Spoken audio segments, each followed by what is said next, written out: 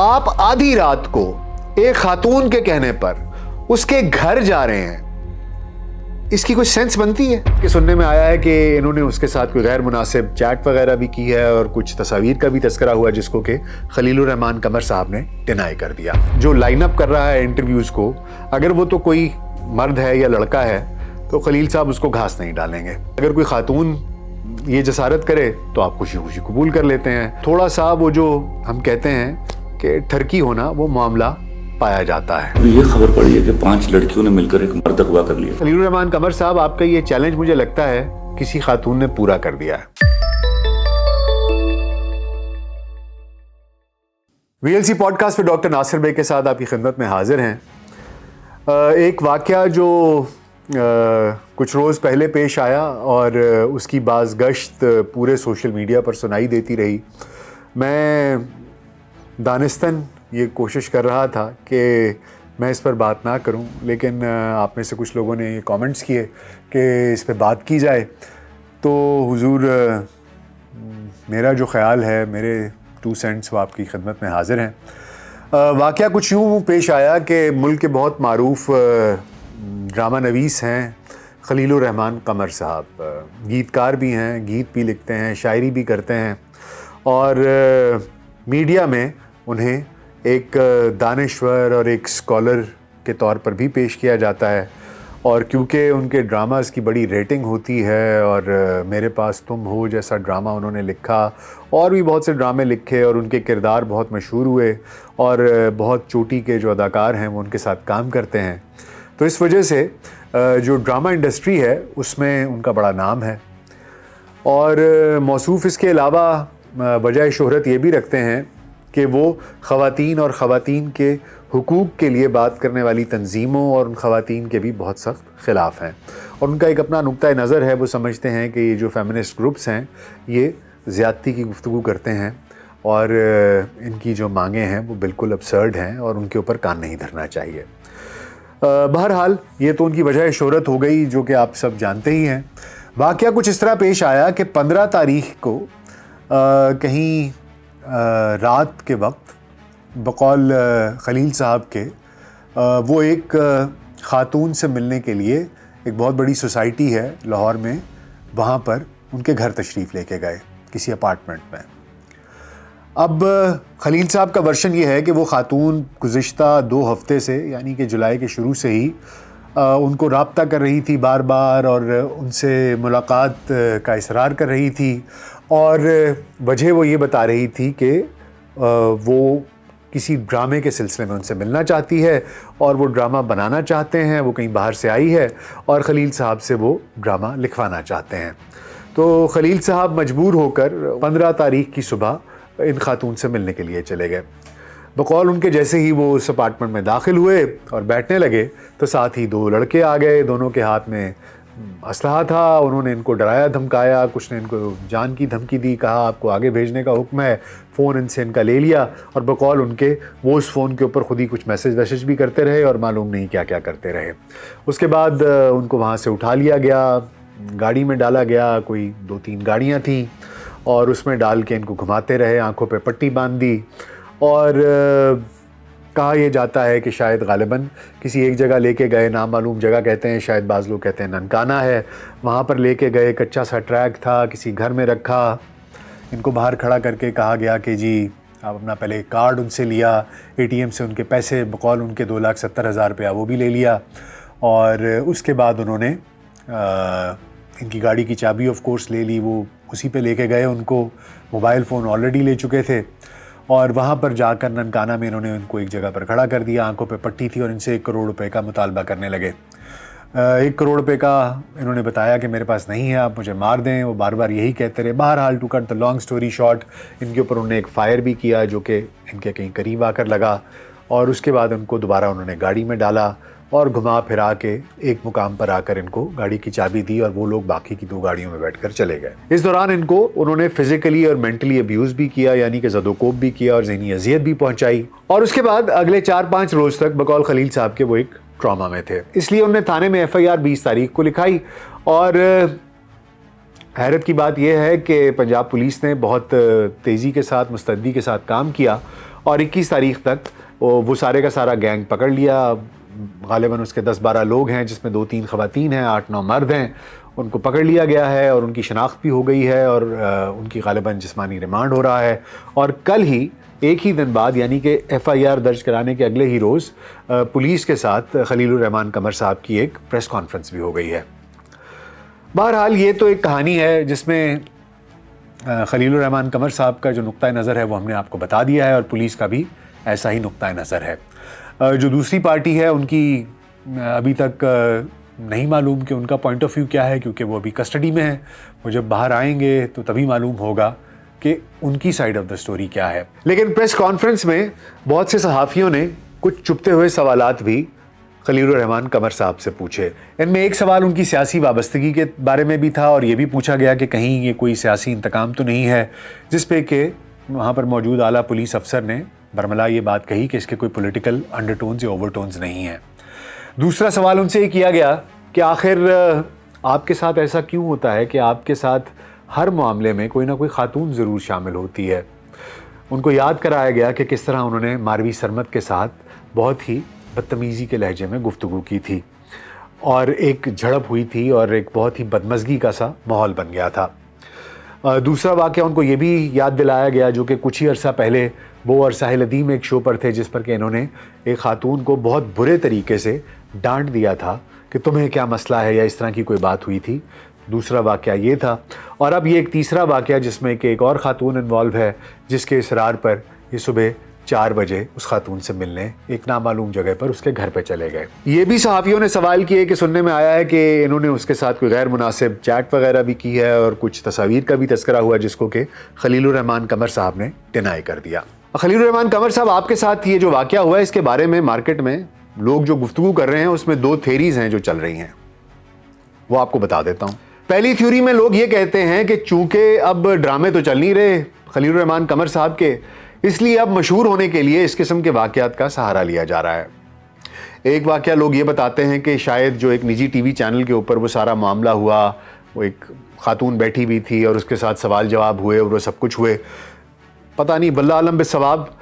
بعض لوگ یہ بھی کہتے ہیں کہ شاید وہ پلانٹڈ تھا اور خلیل صاحب کو ایک شہرت چاہیے ہوتی ہے ہر کچھ دیر کے بعد, جب انہیں پاپولر ہونا ہوتا ہے, جب انہیں تھوڑا سا خبروں میں آنا ہوتا ہے تو وہ کسی نہ کسی اس طرح کے معاملے میں سینگ اڑا دیتے ہیں, کسی نہ کسی خاتون کے ساتھ پنگا لے لیتے ہیں, فیمنزم کے خلاف 2-4 باتیں کر لیتے ہیں. اور جو مرد حضرات فیمنسٹ کو اچھا نہیں سمجھتے وہ بلے بلے کے نعرے مار دیتے ہیں, اور نہیں تو جو خواتین فیمنسٹ ہیں وہ کم از کم ان کے خلاف بولنا شروع کر دیتی ہیں, اور اچھی بری تنقید ہو تعریف ہو خبروں کی یہ زینت بن جاتے ہیں, گفتگو ہونی شروع ہو جاتی ہے اور خلیل الرحمان قمر صاحب ایک بار پھر ان کی گڈی چڑھنی شروع ہو جاتی ہے.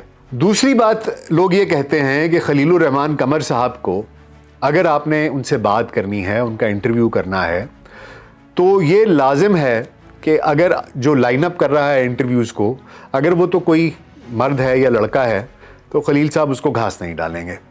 اور وہ یہ بھی کہتے ہیں کہ اگر کوئی خاتون یہ جسارت کرے تو آپ خوشی خوشی قبول کر لیتے ہیں اور انٹرویو کے لیے حاضر بھی ہو جاتے ہیں یا بلا لیتے ہیں اپنے پاس. اور کہنے کا مقصد لوگوں کا یہ ہے کہ تھوڑا سا وہ جو ہم کہتے ہیں کہ ٹھرکی ہونا وہ معاملہ پایا جاتا ہے.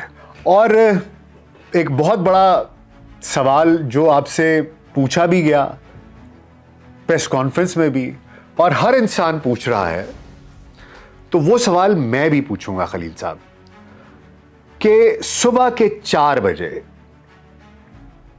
کام بھی ہو کسی کے ساتھ, صبح کے 4 بجے, آپ کو چھوٹے آدمی تو نہیں ہیں, آپ کا مینیجر بھی ہوگا, آپ کے ساتھ لوگ بھی ہوں گے. اگر آپ بزنس ڈیل کے لیے جا رہے ہیں نا, کام کے لیے جا رہے ہیں, اور بقول آپ کے آپ رات کو کام کرتے ہیں, تو آپ اپنے مینیجر کو ساتھ لے کے جائیں. جس سے ملنے جا رہے ہیں اسے کہیں کہ بھائی اپنے دفتر میں آ کے ملو, میں دفتر میں ملوں گا. آپ آدھی رات کو ایک خاتون کے کہنے پر اس کے گھر جا رہے ہیں, اس کی کوئی سینس بنتی ہے؟ اکیلے جا رہے ہیں, اگر بزنس تھا تو ساتھ کوئی بندہ کیوں نہیں گیا آپ کے؟ آپ اکیلے ڈیل کرتے ہیں. اس طرح نہیں ہوتا خلیل الرحمان قمر صاحب, بات ایسے نہیں ہے.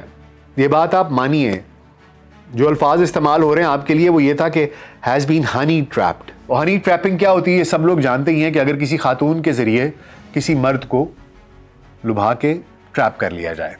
تو آپ کے ساتھ بھی کچھ ایسا ہی معاملہ ہوا ہے, اور یہ تو جب وہ لوگ باہر آئیں گے تو اصل حقیقت تب پتہ چلے گی. لیکن from the looks of it this is what had actually happened. کچھ لوگ آپ کے ساتھ کام کرتے ہیں, جو لوگ کام کر رہے ہیں وہ وہی لوگ کام کرتے ہیں جنہیں کہ پتہ ہے, اور آپ کو بھی پتہ ہے کہ اگر میں نے ان کی عزت نہ کی تو یہ مجھ سے 2 گنا زیادہ میری بے عزتی کر سکتے ہیں. اور اگر کوئی تھوڑا سا بھی شریف آدمی, مرد یا عورت آپ کے ساتھ کام کر رہا ہو تو آپ کا لہجہ اور رویہ اتنا بدتمیز ہوتا ہے, اتنا تضحیک آمیز ہوتا ہے کہ لوگ آپ کے ساتھ دوبارہ کام کرنے سے توبہ کر جاتے ہیں. اور پھر آپ میڈیا پر آ کر ان کے بارے میں اس قسم کی گفتگو کرتے ہیں کہ اس کو میں کبھی معاف نہیں کر سکتا, اس کو میں کبھی معاف نہیں کر سکتا. خلیل صاحب, خدا کا خوف کیجئے. اتنا تکبر, اتنا تکبر. خلیل الرحمان قمر صاحب جس وقت گفتگو کرتے ہیں, مجھے اختلاف کہاں پر ہے؟ مجھے اختلاف طرز تکلم پر ہے. مجھے اختلاف اس لہجے پر ہے جس سے کہ آپ بات کرتے ہیں. مجھے اختلاف ان رویوں کے ساتھ ہے جن رویوں کو آپ آنے والی نسل کو یہ بتا رہے ہیں کہ یہ رویے درست ہیں. یہ کس قسم کی نیگیٹو انرجی ہے جو آپ کے اندر پائلڈ اپ ہے؟ آپ ہر کسی کے بارے میں اس طرح کی گفتگو کرتے ہیں. اتنی منفی گفتگو, اتنی منفی گفتگو. صبر نام کا نہیں, تحمل نام کا نہیں. جب آپ گفتگو کرتے ہیں, ٹھیک ہے وہ ایک الفاظ بننے ان کو آتے ہیں, بات ایک جملہ ایسا بنائیں کہ اس میں چاشنی ہو, سننے والا سنے, وہ ایک اور بات ہے. لیکن جیسے ہی وہ بناوٹ ہٹتی ہے, وہ ماسک اٹھتا ہے, وہ پردہ اٹھتا ہے, اور جو پیچھے کا انسان دکھائی دیتا ہے وہ تو بہت منفی رویے رکھتا ہے. اور ایسے شخص کو آپ ایز اے رول ماڈل بنا کر, دانشور بنا کر پیش کرتے ہیں اور معاشرے کو دکھاتے ہیں. جب یہ واقعہ پیش آیا تو کسی نے مجھے خلیل الرحمان قمر صاحب کا ایک کلپ بھیجا جو آج سے کچھ سال پہلے انہوں نے کسی سوشل میڈیا کے کسی چینل پر یا پتہ نہیں کسی کو انٹرویو دیا ہوا ہے, میں نہیں جانتا کہ کون ہے.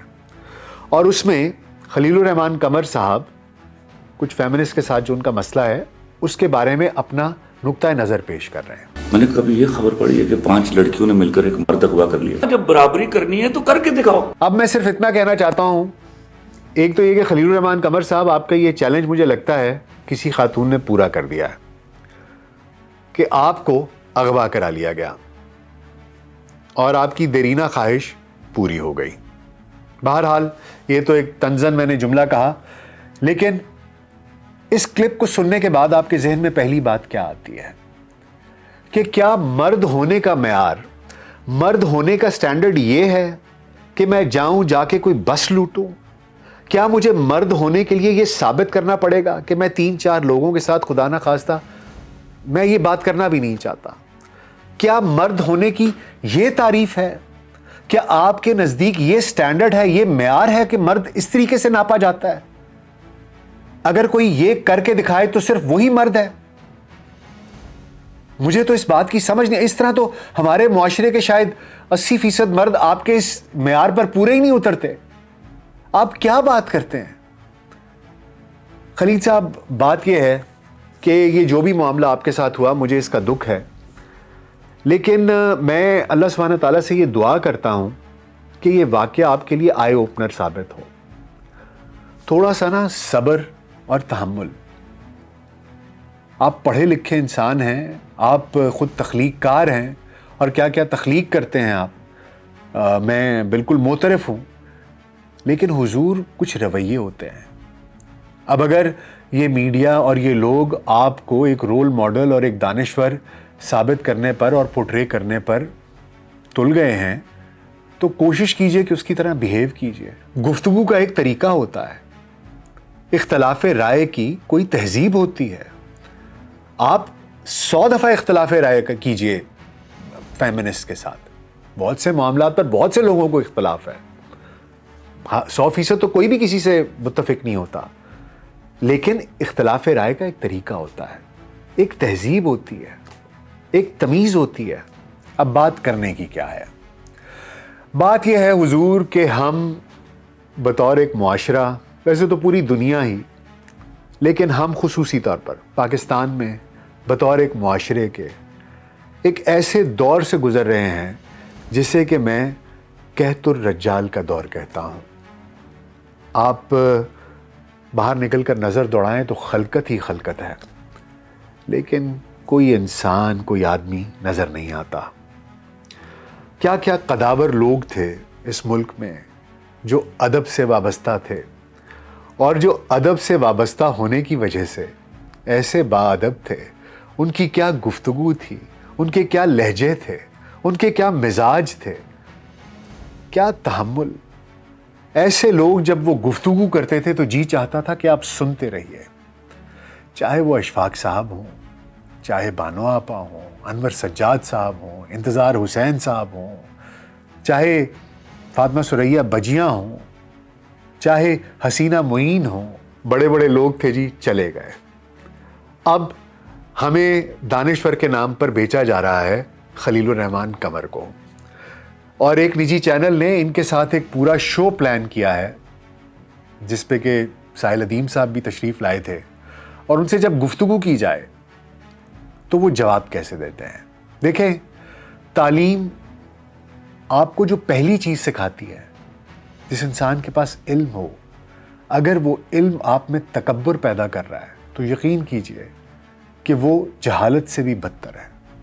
اور میری یہ امید ہے اور یہ دعا ہے کہ آنے والے وقتوں میں آپ کے مزاج میں، آپ کے رویے میں شاید اس واقعے کے بعد ایک تبدیلی آ جائے، اور شاید جو آپ کو ایک میسج دینا چاہ رہی ہے رب کی ذات یا نیچر یا universe, I hope and I pray that you get that۔ اس امید کے ساتھ اور اس دعا کے ساتھ کہ اللہ سبحانہ تعالیٰ آپ کا حامی و ناصر ہو اور آپ اس واقعے سے کوئی سبق سیکھیں، میں اجازت چاہوں گا۔